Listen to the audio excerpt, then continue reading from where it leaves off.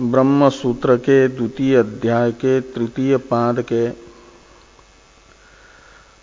17वें अधिकरण का हम लोग विचार कर रहे हैं। इस अधिकरण के 4 सूत्रों का विचार हो गया है। इसमें जीव ईश्वर का अंश है, इस बात को 3 सूत्रों से वेदव्यास जी ने बताया।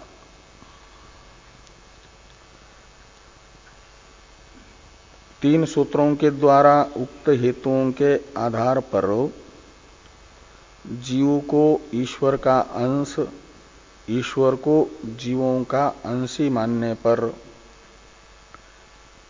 अपने अंश रूप जीवों के दुखों से ईश्वर में दुखित्व की आपत्ति और ब्रह्म ज्ञान में अनर्थक्य का प्रसंग नामक दोष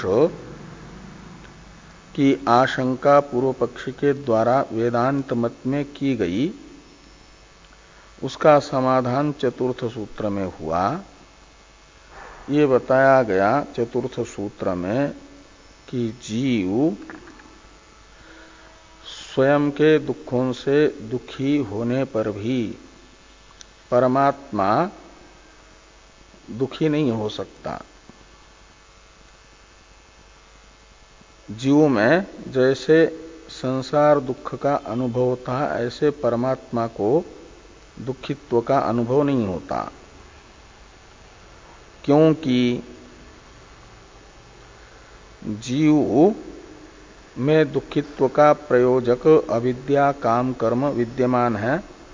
परमात्मा में वह दुखित्व का प्रयोजक अविद्या काम कर्म न होने से परमात्मा दुखी नहीं होता। जीव में अन्वय सहचार व्यतिरेक सहचार से भ्रांति निमित्तक ही दुख सिद्ध होता है।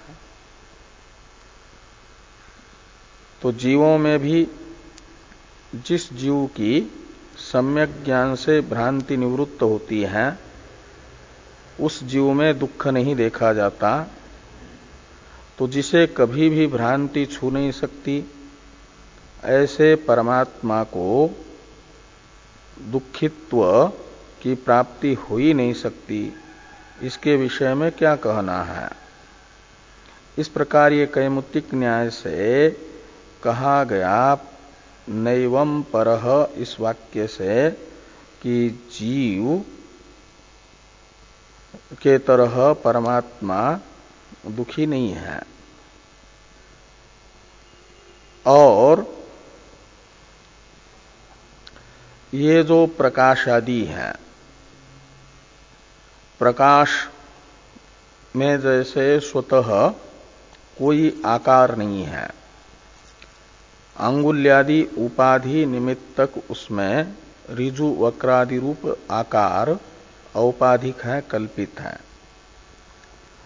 और आकाश में गति नहीं है, आकाश की उपाधिभूत घटादि की गति का आकाश में आरोप मात्र होता है। उपाधिभूत जलादि में कंपन होने से तस्थ सूर्य का प्रतिबिंब कंपायमान सा प्रतीत होने पर भी बिंबरूप जो सूर्य है आकाशस्थ, वह उस समय भी अकंपायमान रहता है। जैसे इन सब उदाहरणों से ये बताया गया कि अविद्या से प्रत्युपस्थापित जो बुद्ध्यादि रूप उपाधि, उन उपाधियों से भले ही परमात्मा का जीव नामक अंश दुखायमान सा प्रतीत हो, लेकिन तद्वान यानी जीव रूपी अंश से युक्त ईश्वर कभी दुखी नहीं हो सकता। जैसे जल के कंपन से जलस्थ सूर्य प्रतिबिंब कंपायमान सा प्रतीत होने पर भी सूर्य बिंबरूप सूर्य अकंपायमान है।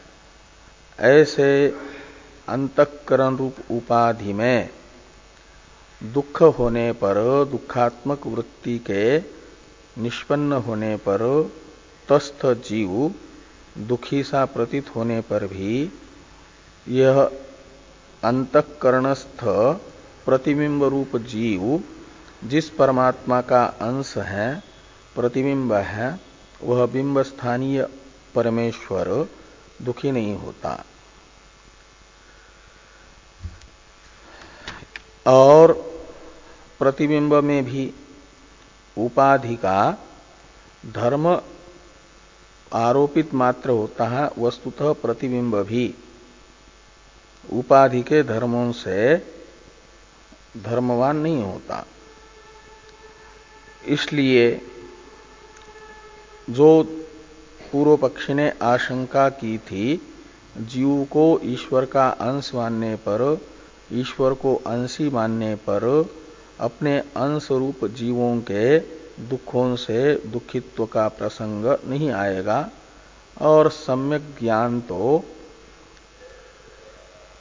औपाधिक जो जीव भाव है, आविद्यक जो जीव भाव है, उसके निराकरण पूर्वक ब्रह्म रूपता का प्रतिपादन करने के लिए वेदांत की प्रवृत्ति है, उपनिषदों की प्रवृत्ति है। इसलिए सम्यक ज्ञान क्या करता है कि अनर्थ का अनुभव करने वाला जो भोक्ता जीव है, उसमें भोक्तृत्व का व्यावर्तक बन करके निरतिशय आनंद रूप मोक्ष का साधन बनता है। इसलिए उसमें अनर्थक्य का प्रसंग भी नहीं है। इस बात को प्रकाशादिवन नैवम परः इस चतुर्थ सूत्र से भाष्यकार भगवान ने तथा सूत्रकार ने बताया।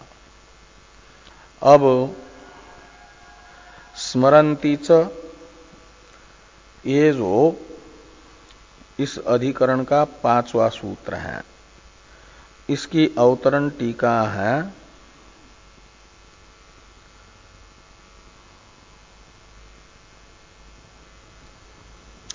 स्मृत्यापि अनुमानम बाध्यम इत्याह स्मरन्ति च। पूर्व पक्षी का जो अनुमान है वह स्मृति से भी बाधित होता है। युक्ति से तो बाधित होता ही है, स्मृति से भी बाधित होता है। युक्ति से बाधित होता है, इसे बताया गया पूर्व सूत्र से, नैवम प्रकाशादिवन नैवम परः इत्यादि से। और स्मृति के द्वारा भी पूर्व पक्षी का अनुमान बाधित सिद्ध होता है, इसे बताया जा रहा है स्मरन्ति च इस सूत्र से। पूर्व पक्षी का अनुमान है ईश्वरः स्वांशैर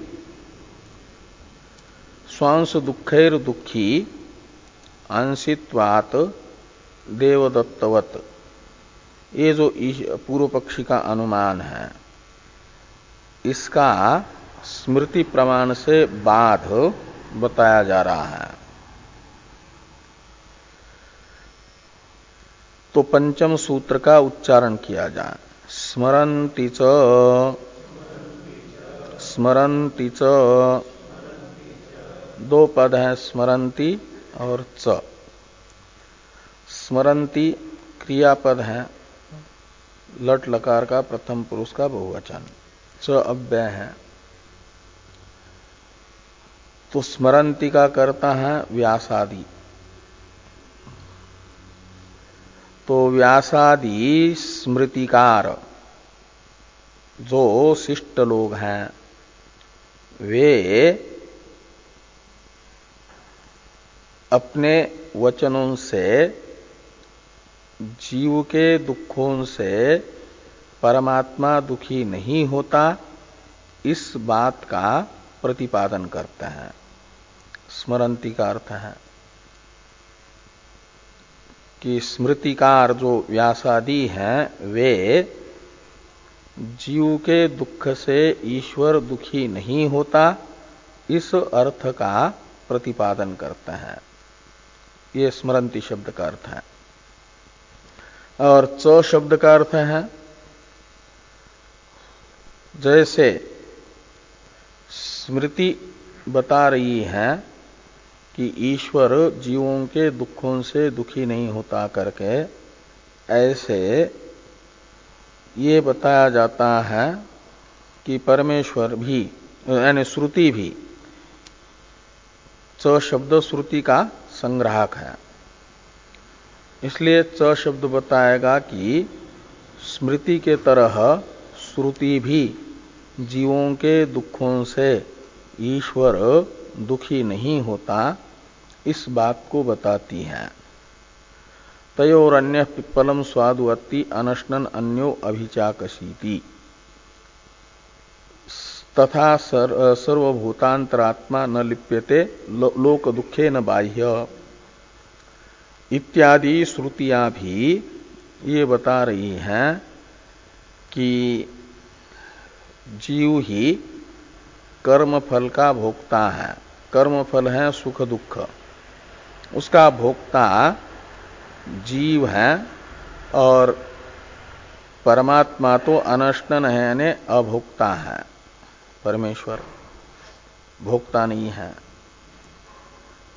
तो अनशनन अन्यो अभिचाकशीति, इस वाक्य से परमात्मा को बताया जा रहा है श्रुति के द्वारा जीवों के दुखों से अदुखी, दुखी नहीं होता करके। तो इस प्रकार ये सूत्रस्थ दो पद ये बताते स्मृति तथा श्रुति दोनों से परमात्मा के अदुखित्व का प्रतिपादन होता है। अब भाष्य को देखिए। भाष्य की अवतरण टीका है कि सूत्रम व्याचष्टे, भगवान भाष्यकार स्मरन्ति च इस सूत्र की व्याख्या करते हैं। भाष्य में है कि स्मरन्ति च व्यासादयो यथा जैवेन दुखेन न परमात्मा दुखायते इति। तो जैवेन दुखेन यानी जीवगत दुख से परमात्मा दुखी नहीं होता, इस बात को व्यासादि स्मृतिकार भी बताते हैं, इस बात का प्रतिपादन करते हैं। तो वो स्मृति का वचन बताया जा रहा है। तत्र यह परमात्मा ही सनित्यो निर्गुण स्मृतः न लिप्यते फलैश्चापि पद्मपत्रमिवाम्भसा कर्मात्मा त्वपरो योऽसौ मोक्षबन्धैः स युज्यते स सप्तदशकेनापि राशिना युज्यते पुनः इति। यानी ये स्मृति का वचन है। और इस स्मृति वचन से व्यासादि ये बता रहे हैं कि जीव के दुखों से परमात्मा दुखी नहीं होता। इसमें जो तत्र ये सर्वनाम है सप्तम्यंत से त्रल प्रत्यय होकर के बना। तयोहो इति तत्र, इस अर्थ में ऐसे वो तत्र का विग्रह है। और तयोह का अर्थ है जीव परमात्मनोहो मध्य, निर्धारण में सप्तमी है। तो जीव और परमात्मा इन दोनों में से यह परमात्मा जो परमात्मा है स नित्यो निर्गुण स्मृत, वो नित्य निर्गुण है। नित्य है, निर्गुण है। न लिप्यते फलैश्चापि और पद्मपत्र मिवाम्भसा। तो जैसे कमल का पत्र पानी से लिपायमान नहीं होता पानी में रहने पर भी, ऐसे कर्मफल भोक्ता जीव के साथ भोगायतन शरीर का जो एक अंश है हृदय, उसमें रहने पर भी अंतरात्मा के रूप में, साक्षी के रूप में, परमात्मा के रहने पर भी अंतर्यामी के रूप में, वह फलई ही न लिप्यते। कर्म फलभूत जो सुख दुखादि हैं उनसे लिपायमान नहीं होता, का मतलब दुखी नहीं होता। तो इस वाक्य से एक प्रकार से ये बताया गया परमात्मा नित्य निर्गुण है, वह दुखी नहीं होता है। और दूसरे श्लोक से बताया जा रहा है कि जीव अपने उपाधिगत दुखों से दुखी होता है, वो कर्म फल से लिपायमान होता है। तो कर्मात्मा त्वपरो योसौ, यहां पर भी पूर्व श्लोकस्थ प्रथम पद को ले आई है, तत्र को, और तत्र यो असो अपरह कर्मात्मा, ऐसा अन्वय करिए। तो जीव और परमात्मा इन दोनों में से जो अपर है यानी दूसरा है, वो कौन है? पूर्व में तो बताया परमेश्वर, तो दूसरा हुआ जीव। वह कर्मात्मा है यानी कर्माश्रय है, अर्थात कर्ता है। उसमें कर्तृत्व अभिमान है जीव में। तो कर्तृत्व अभिमान से युक्त होने के कारण स मोक्ष बंधई ही युज्यते, कर्म फल का भोक्ता भी बन जाता है। और जब वेदों ने बताई हुई मोक्ष की साधना करता है और जिज्ञासा पूर्वक वेदांत श्रवण मनन निधिध्यासन से मोक्ष का साधन अहम ब्रह्मास्मि साक्षात्कार प्राप्त कर लेता है, तो मुक्त भी हो जाता है। उससे पहले तक अविद्या काम कर्म रूपी बंधन के हेतुओं से युक्त होने से बंधन का भी अनुभव करता है। इसलिए कहते स बंध मोक्ष युज्यते, मोक्ष और बंध से युक्त होता है। अविद्या काम कर्म का संसर्ग जब तक है तब तक बद्ध बंधन का अनुभव करता है, और इनका निवर्तक ब्रह्म साक्षात्कार होने पर मोक्ष का भी अनुभव करता है। और सप्तदशके नापि राशिना युज्यते पुनः, राशि का अर्थ है समूह। तो सप्तदशक कहते हैं 17 के समूह को, संघात को। 17 तत्व हैं, 5 ज्ञानेन्द्रिय, 5 कर्मेंद्रिय, 5 प्राण और मन बुद्धि। इन 17 तत्वों का समूह रूप जो लिंग शरीर है, सूक्ष्म शरीर है, उसके साथ भी अविद्या अवस्था में स यानी जीव युज्यते यानी तादात्म्य कर लेता है, अविद्यक तादात्म्य कर लेता है। और अविद्यक तादात्म्य करके कर्ता भोक्ता बन जाता है। इस प्रकार सूत्रस्थ स्मरंती इस पद की व्याख्या हुई यहां तक। थोड़ी टीका है, टीका को देखिए। तत्र शब्द का अर्थ करते हैं कि जीव परयोर मध्य, निर्धारण में सप्तम अंत से त्रल होने के कारण तत्र शब्द का अर्थ निकला जीव और परमेश्वर में से जो परमेश्वर है वह तो अभोक्ता है। परमेश्वर में अभोक्तृत्व दिखाने के लिए उदाहरण है पद्मपत्र मीवाम्भसा। और जीव भोक्ता है, इसे बताया गया भोक्तृत्व प्रयोजक कर्मात्मा, ये विशेषण दे करके इससे। इसलिए कहते कर्मात्मा यानी कर्माश्रयो जीव, कर्माश्रय है जीव। और वह जैसे बंध और मोक्ष दोनों से युक्त है, ऐसे उपाधि से भी युक्त है। उपाधि युक्तता दिखाने के लिए सप्तदशके नापि राशिना युज्यते पुनः, ये वाक्य है। इसमें सप्तदशक बताए जा रहे हैं, यानी 17 तत्व बताए जा रहे हैं, जिनकी राशि यानी समूह संघात सूक्ष्म शरीर है।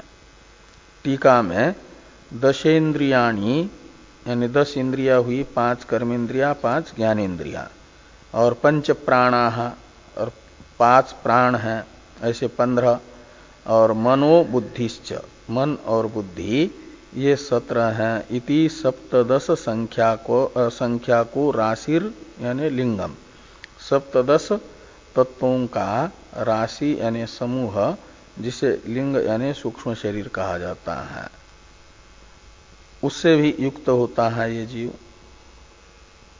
अविद्यावस्था में। तो स्मरंती पद की व्याख्या हो गई भाष्य में, जो च शब्दात समामनंती च इति वाक्य शेष इत्यादि वाक्य है, इसकी अवतरण टीका है। सूत्रे च शब्द श्रुति समुच्चयार्थ इत्याह च शब्दातिथि। स्मरंती च इस सूत्र में प्रयुक्त जो च शब्द है वह स्मृति के साथ श्रुति का समुच्चय करने के लिए समुच्चयार्थक है, श्रुति समुच्चय रूप अर्थ वाला है।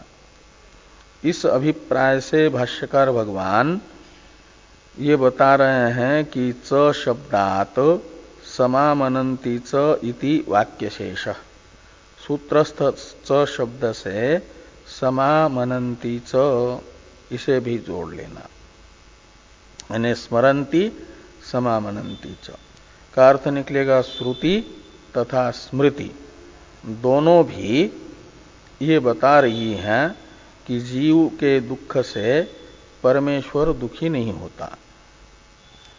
तो जीव के दुख से परमेश्वर दुखी नहीं होता है, ऐसा श्रुति तथा स्मृति प्रमाण से यदि निश्चित होगा, तब तो पूर्व पक्षी का जो अनुमान है ईश्वर स्वांश दुखैर दुखी अंशित्वा देवदत्तवत, इसके साध्य का ईश्वर रूपी पक्ष में अभाव निश्चित करने वाला यह अनुमान क्या नाम प्रमाण हो जाएंगे श्रुति और स्मृति। तो श्रुति स्मृति प्रमाण से पूर्व पक्षी के अनुमान के साध्य का अभाव ईश्वर रूपी पक्ष में निश्चित होने से पूर्व पक्षी का जो अनुमान है वह बाध नाम के दोष से दूषित हो जाएगा, बाधित हेत्वाभास से युक्त है वो, इसलिए अनुमानाभास है, ये बात निश्चित हो जाएगी। इस अभिप्राय से लिखते हैं कि भाष्य में च शब्दात समामनंती च इति वाक्यशेष, च शब्द से ये बताया जा रहा है कि समामनंती यानी श्रुति से भी यह कहा जा रहा है, श्रुति भी बता रही है, स्मृति के तरह श्रुति भी जीव के दुख से परमेश्वर दुखी नहीं होता है, इस अर्थ को बताती है। समामनंती च का अर्थ निकलेगा। वे श्रुति वचन बताए जा रहे हैं, जिन श्रुति वचनों से यह बात स्पष्ट होती है कि जीव के दुख से ईश्वर दुखी नहीं होता। तयोरन्य पिप्पलम स्वादु अत्ति अनशनन अन्यो अभिचाकशीति, श्वेताश्वेतर उपनिषद है। तो ये कहा गया कि तयोहो यानी जीव ईश्वरयोहो मध्य, जीव और ईश्वर इन दोनों में से अन्य यानी जीव। तो जीव और परमेश्वर इन दोनों में से जो एक है अन्य यानी जीव, वह पिप्पलम स्वादु अत्ति। पिप्पलम का अर्थ है कर्म फल, सुख दुख, और उसका स्वाद लेकर के अदन करता है।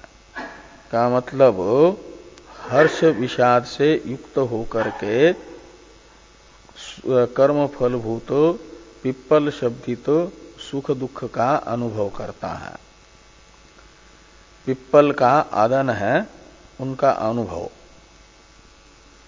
तो पिप्पल है कर्म का फलभूत सुख दुख, उसका आदन यानी खाना है, अनुभव करना।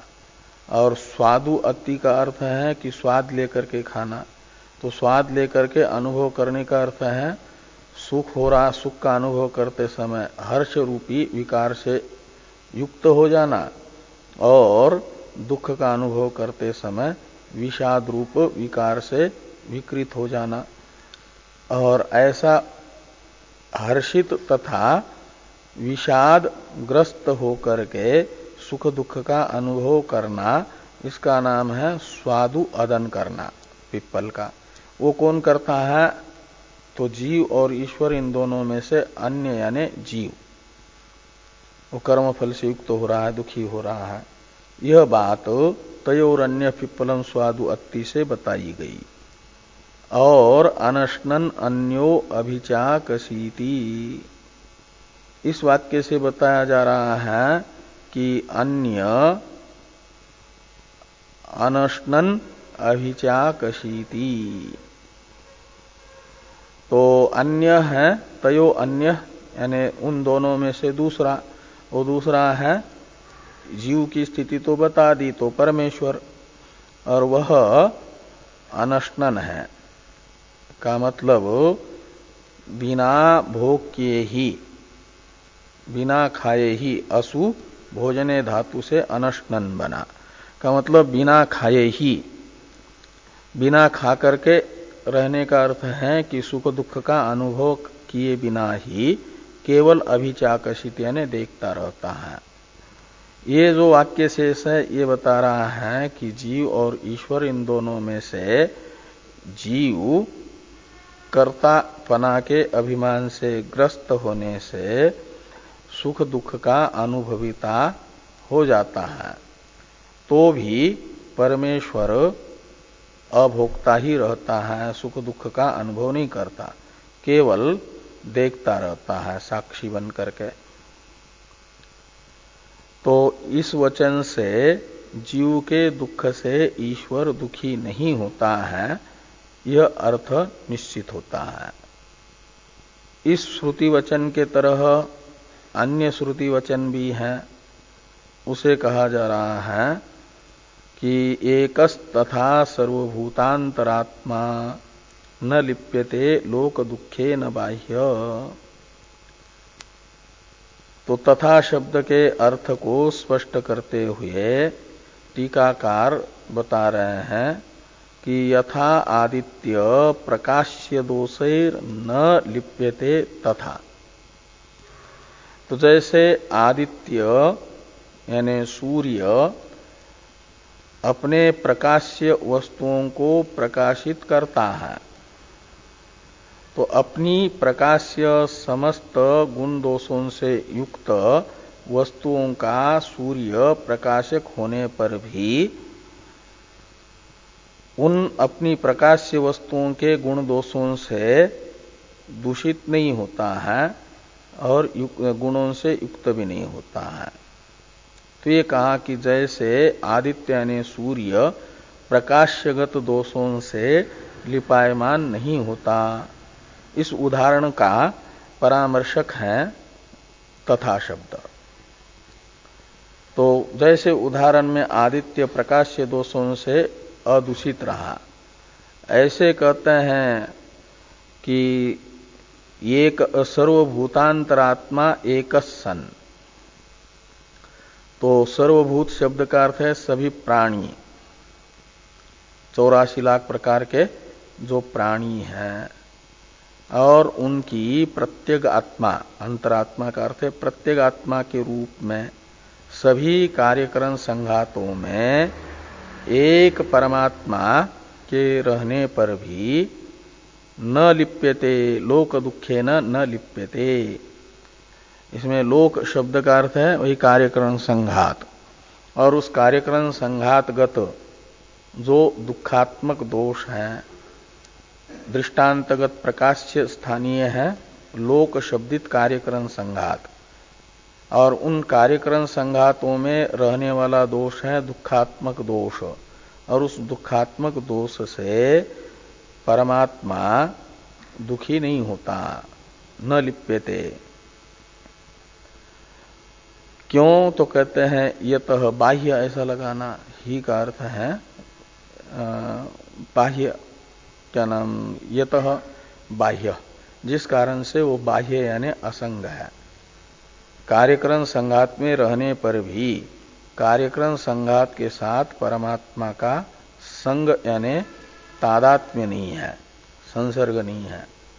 जैसे पानी में रहने पर भी पानी के साथ कमल के पत्र का संसर्ग नहीं होता, संबंध नहीं होता है, असंश्लिष्ट रहता है, वैसे ही परमात्मा कार्य 84 लाख प्रकार के शरीरों में रहने पर भी अंतर्यामी के रूप में उन शरीरों में से किसी भी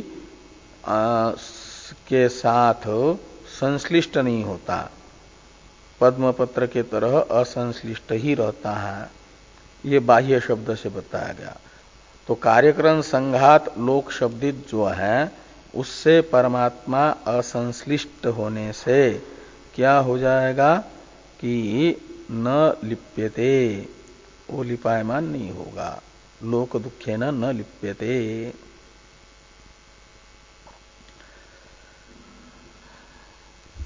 थोड़ी टीका है, टीका को देखिए। ये तो बाह्यो यानी असंग तस्मात् न लिप्यते, तो जिस कारण से कार्यकरण संघात से बाह्य यानी असंश्लिष्ट है, असंग है, उसी कारण से कार्यकरण संघातगत दुखों से वह लिपायमान नहीं होता। एवं अंशित्वकृतम ईश्वरे दोषम निरस्य। अब ये लिप्यते के पास पूर्ण विराम होना चाहिए था, तस्मान न लिप्यते, टीका में पूर्ण विराम है वहां। और एवं अंशित्वकृतम ईश्वरे दोषम निरस्य इत्यादि वाक्य है। अत्र आह इत्यादि जो एक आशंका आ रही है पूर्व पक्ष की, उसका अवतरण।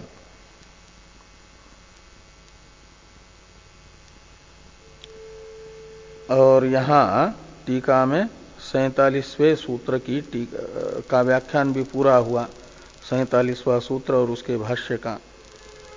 इसलिए यहां वो नंबर भी होना चाहिए, ऐसे लिप्यते के पास में पूर्ण विराम दे करके 47 नंबर होना चाहिए। हाँ हाँ,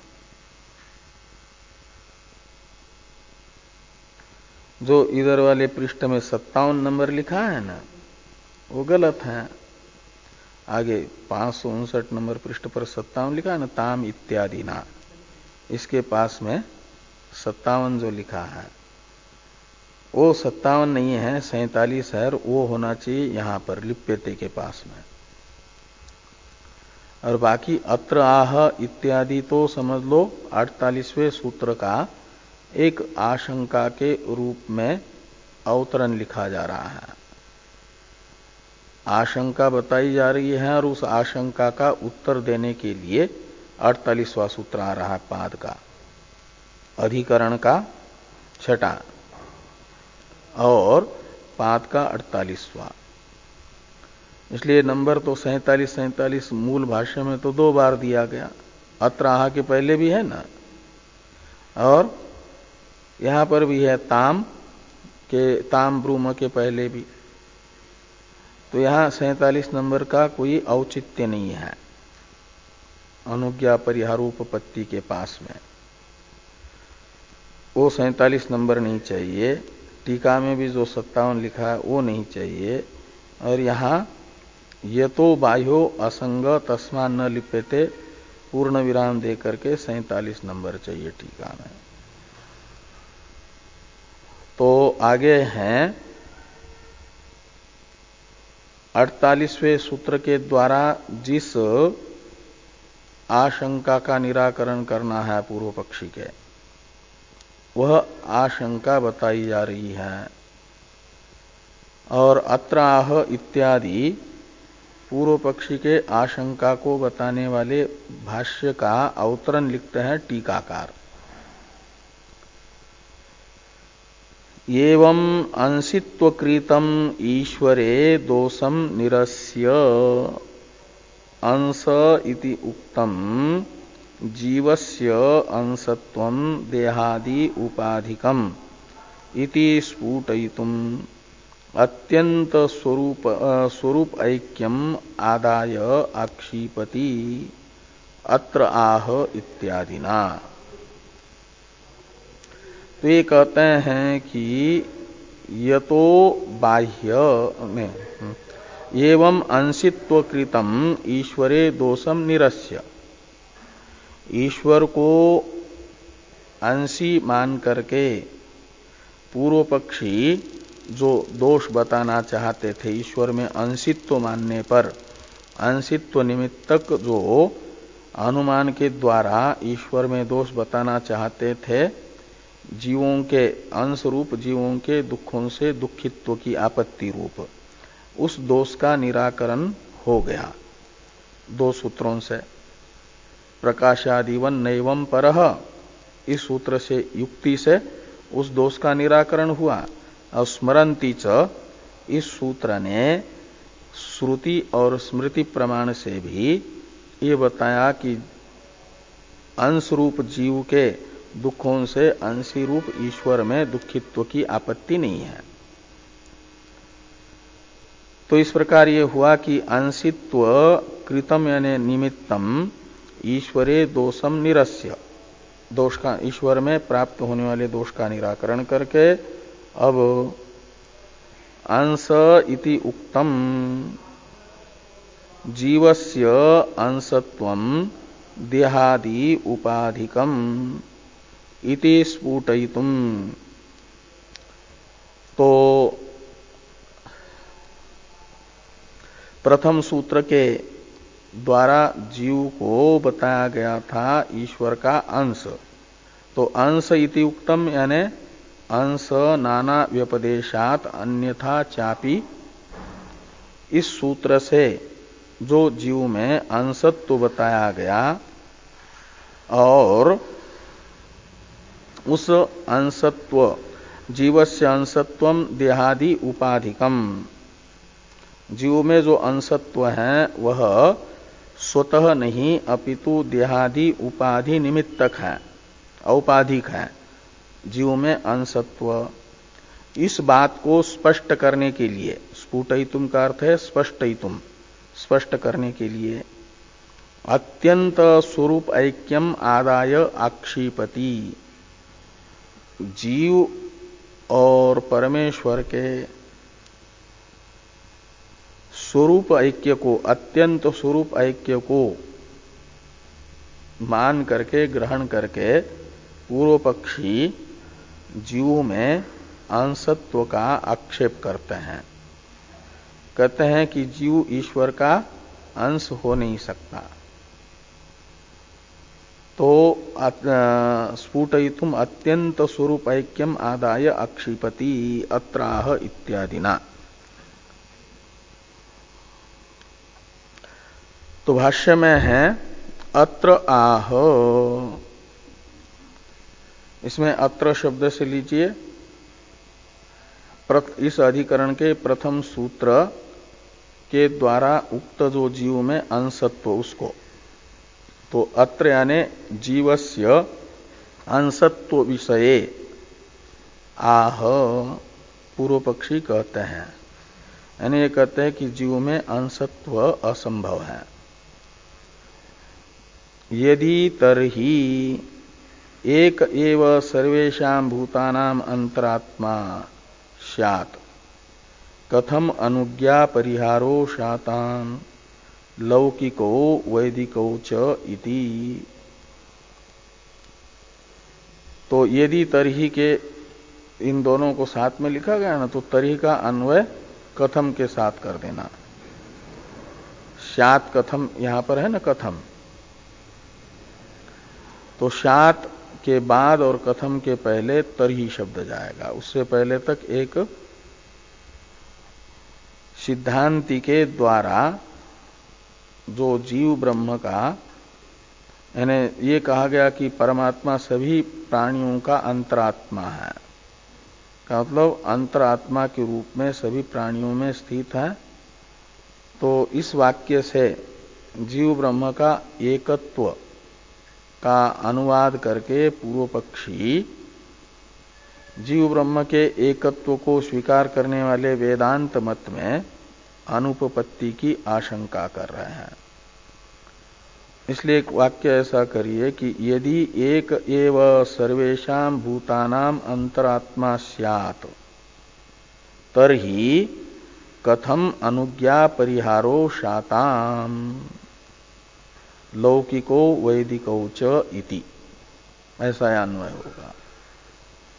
तो ये कह रहे हैं पूर्व पक्षी की सर्वेषां भूतानाम यानी 84 लाख प्रकार के जो प्राणी हैं उन सब की प्रत्येक आत्मा एक ही है, यदि अलग अलग नहीं है सभी शरीरों में। ये कहा ना कि एकस तथा सर्वभूतांतरात्मा न लिप्यते लोक दुखे न बाह्य, ये जो कठोपनिषद का वाक्य बताया उसमें ये कहा गया कि सभी प्राणियों की प्रत्येक आत्मा एक है।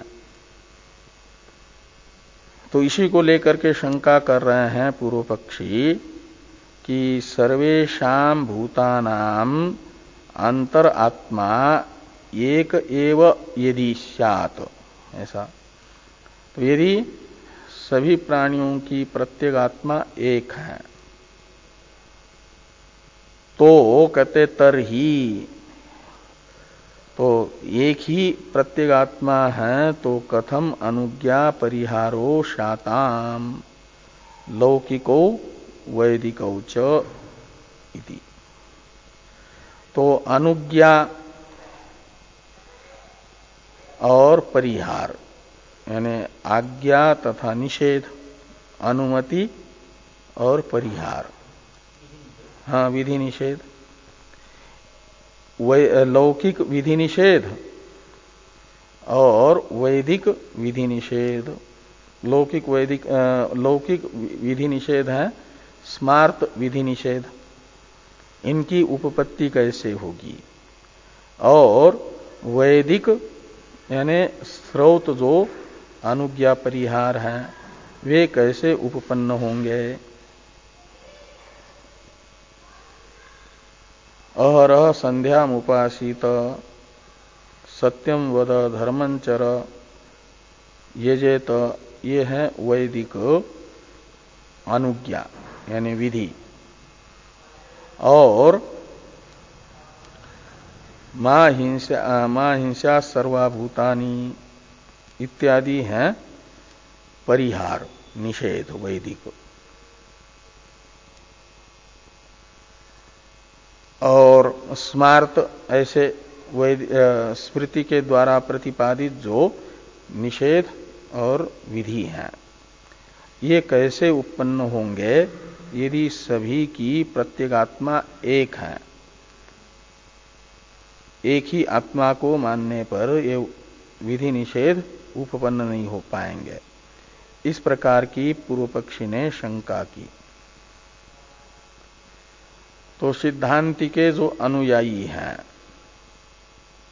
वे पूर्व पक्षी को ये बता रहे हैं कि जीव को अंश माना गया, ईश्वर को अंशी माना गया है, तो इस भेद को लेकर के अनुज्ञा परिहार उत्पन्न हो जाएंगे। ईश्वर विधान करने वाला, निषेध करने वाला हो जाएगा, नियामक और नियम्य हो जाएंगे जीव, विधेय कोटि में आने वाले, प्रयोज्य कोटि में आने वाले। इस प्रकार की आशंका सिद्धांति के अनुयायी कर रहे हैं। तो पूर्व पक्षी के शंका वाक्य में जो तरही यह निपात था, अव्यय था, इसका अन्वय बता रहे टीकाकार कि कथम तरही इति अन्वयः, कथम तरही ऐसा अन्वय करना, यानी यदि तरही, यहां पर जो यदि के साथ पठित तरही ये अव्यय है उसे कथम के पास में ले जाना। अब भाष्यस्थ शंकांश को देखिए, ये पूर्व पक्षी के प्रति सिद्धांति के अनुयायी की शंका है कि ननु च अंशो जीव ईश्वरस्य इति उक्तम, जीव ईश्वर का अंश है ऐसा कहा गया आपके द्वारा, यानी हमारे द्वारा, ऐसा कहना, आपके द्वारा नहीं, सिद्धांति के अनुयायी पूर्व पक्षी को कह रहे हैं। भेद दिखाने के लिए पूर्व पक्षी ने तो अत्यंत अभेद मान करके वैदिक अनुज्ञा और परिहार की अनुपपत्ति, लौकिक अनुज्ञा और परिहार की अनुपपत्ति की आशंका की न। तो सिद्धांति जीव और ईश्वर में भेद दिखा करके सिद्धांति के अनुयायी कहते हैं कि अनुज्ञा परिहार उत्पन्न होंगे। अनुज्ञा और परिहार की उपपत्ति के लिए आवश्यक है जीव ईश्वर का भेद। जीव और ईश्वर का भेद नहीं रहेगा, अभेद ही रहेगा, तो विधि निषेध उपपन्न नहीं होंगे, सिद्ध नहीं हो पाएंगे। विधि निषेध की सिद्धि के लिए आवश्यक है विधि निषेध का अधिकारी रूप जीव और उन जीवों को विधि और निषेध में प्रवृत्त तथा निवृत्त करने वाला ईश्वर। इन दोनों की आवश्यकता है अलग अलग होने की, भेद की इनके। इसलिए सिद्धांति के अनुयायी कह रहे हैं कि ननु च अंशो जीव ईश्वरस्य इति उक्तम, अंशो नाना व्यपदेशात। इस प्रथम सूत्र में हमने जीव को ईश्वर का अंश है, ईश्वर से भिन्न होने से, ऐसा बताया है। और तद भेदाच्य अनुज्ञा परिहारो तद आश्रयो अव्यतिकीर्णो उपपद्यते किम अत्र चोद्यते इति। तो तद भेदात, इसमें तद भेदात का अर्थ कर रहे हैं टीकाकार कि तद भेदात यानी अंश भेदात। तो अंशों का जीवों का परस्पर भेद है और अंशी जो ईश्वर है उससे भी भेद है। तो इसी भेद को लेकर के अंश के अंशांशी निमित्तक भेद को लेकर के क्या हो जाएगा कि अनुज्ञा और परिहार तदाश्रयो यानी भेद आश्रित, जो जीव ईश्वर के भेदाश्रित अनुज्ञा और परिहार हैं, वे अव्यतिकीर्णो उपपद्यते। अव्यतिकीर्णो का मतलब सुस्पष्ट, वो क्या हो जाएंगे, सिद्ध हो जाएंगे, उत्पन्न होंगे, हाँ व्यवस्था हो जाएगी। तो किम अत्र चोद्यते, तो आप यदि एक एव सर्वेषां भूतानाम अंतरात्मा इत्यादि वाक्य से क्या आक्षेप कर रहे हो, किम अत्र चोद्यते का मतलब आपके पास कोई आक्षेप के लिए विषय नहीं है, निर्विषय आपका आक्षेप है, निरालंब आक्षेप है। इस प्रकार की सिद्धांति के अनुयायी ने पूर्व पक्षी के प्रति अनुपपत्ति की अनुपपत्ति बताई। जो पूर्व पक्षी अनुपपत्ति बताना चाहते हैं ना सिद्धांत मत में विधि निषेध की, तो सिद्धांति के अनुयायी ने कहा कि विधि निषेध की अनुपपत्ति नहीं है, अनुपपत्ति की ही अनुपत्ति आने का मतलब विधि निषेध की उत्पत्ति ही हो रही है। तो इसलिए आपका आक्षेप निराधार है। किम अत्र चोद्यते, इससे बताया जा रहा है। उच्यते इत्यादि से पूर्व पक्षी अपने आक्षेप को बता रहे हैं कि साधार है, शास्त्र आक्षेप है हमारा, निर्विषय आक्षेप नहीं है, सविषय आक्षेप है। इसे उच्यते नैतद एवं इत्यादि से पूर्व पक्षी कह रहे हैं। इस पर चर्चा हम लोग कल करते हैं।